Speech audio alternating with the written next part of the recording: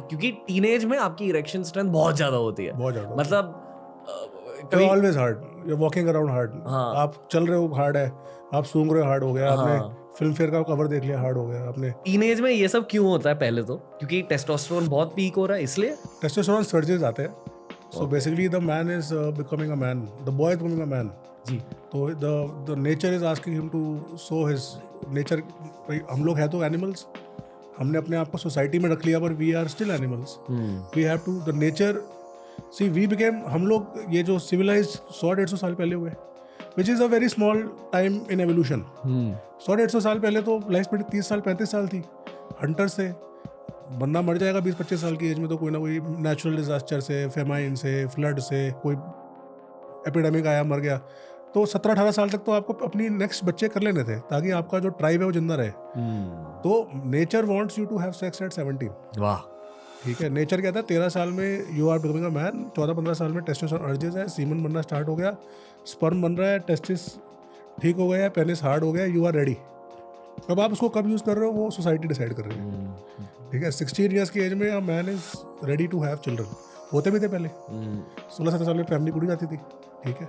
हमारे जो great grand fathers थे ऐसे ही थे, मतलब भाई 18-19 फैमिली पूरी कर दी, 30-40 में एक्सपायर हो गए, बच्चे उनके 15 बच्चे कर दिए, 16 बच्चे कर दिए, वो आगे फैमिली बना रहे हैं। तो नेचर वाइज तो वी आर रेडी।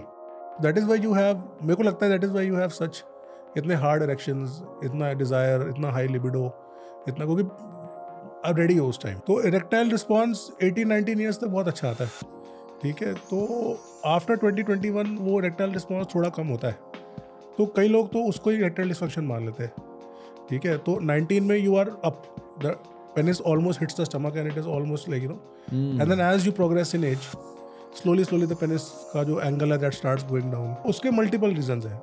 ठीक है। एक रीज़न है हमारी lifestyle, chronic sitting, lack of exercise, तो धीरे धीरे इरेक्टाइल डिस्फंक्शन डेवलप होता है जी। ठीक है। आई वुड से कि जो यंगर पेशेंट्स है उसमें 50% पेशेंट साइकोजेनिक है। साइकोजेनिक मतलब वो सेक्स नहीं कर पा रहे, मस्टरबेशन कर पा रहे, सेक्स नहीं कर पा रहे। मतलब दिमाग का प्रॉब्लम है, दिमाग का रोल नहीं है, वो लाइव वुमन को हैंडल नहीं कर सकते। साइकोलॉजी का रोल, साइकोलॉजिकली वो, और वो वुमन, देखो वुमन गर्म है, जिंदा है, ठीक है, सॉफ्ट है, ठीक है, एक लिविंग बीइंग है जी, और हाथ ठंडा है, आपके कंट्रोल में है। ठीक है। तो हाथ से कर रहे हैं बिकॉज वो अपनी चीज़ है, कैसे मर्जी कर लो, पर जो एक रियल वुमन है उससे नहीं कर पा रहे हैं जी। तो वो इरेक्टाइल डिस्फंक्शन नहीं है, वो साइकोलॉजी, वो उन्होंने अपने आप को मतलब एक लेडी के लिए रेडी किया ही नहीं। ठीक है। सो उनको थोड़ा ट्रेनिंग करते ना, जैसे उनको थोड़ा नो फैप कराया, एक्सरसाइज कराया, उनको डाइट ठीक किया, थोड़ा सा उनको एलार्जनी में थोड़ा सपोर्ट दिया, तो they are able to successfully do it and they become okay. Support कैसे देते? सपोर्ट ऐसा कि तू ठीक है भाई, सब कुछ हो जाएगा, कोई बात नहीं, nothing to die about it, इतना डिप्रेस नहीं होना है। ठीक है। It is okay.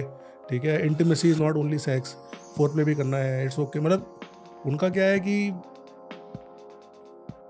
मतलब मल्टीपल रीजंस है कि इंटरकोर्स नहीं हो पाता, बट थोड़ा सा उनको आप मेंटली सपोर्ट कर दो, थोड़ा सा उनको बता दो कि भाई चीज़ें ठीक हो जाएगी, तो they will improve and once और twice they are able to have sex, so they become okay. उनको लगता है कि हम ठीक है। जी जी जी। 20% लोग ऐसे हैं यंग एज के जिनको एक्चुअल प्रॉब्लम है, इरेक्टाइल डिस्फंक्शन है, क्योंकि ब्लड सप्लाई खराब है या वेन्स खराब है या वीनोजेनिक लीक है, वो बीमारी है, डिजीज है। कितना? 20%? 20%। और 30% वो वाले हैं जिन लोगों ने